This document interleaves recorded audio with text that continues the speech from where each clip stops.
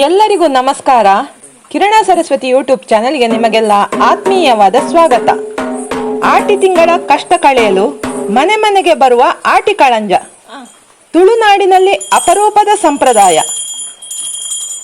ತುಳುನಾಡಿನ ಆಚರಣೆ, ಸಂಸ್ಕೃತಿ, ಸಂಪ್ರದಾಯಗಳೆಲ್ಲವೂ ವಿಭಿನ್ನ.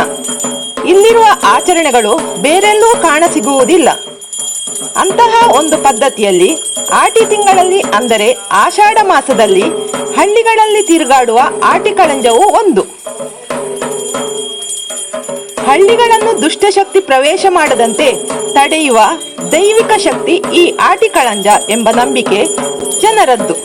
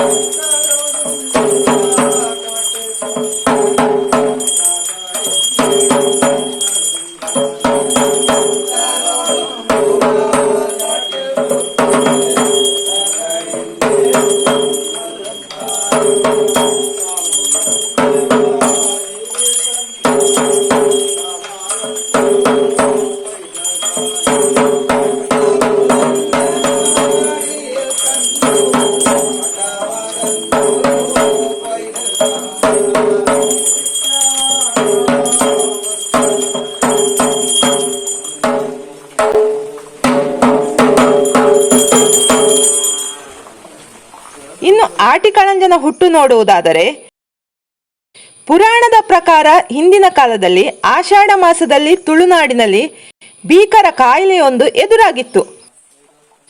ಇದರಿಂದ ಜನ ನರಳಾಡುತ್ತಿದ್ದರು.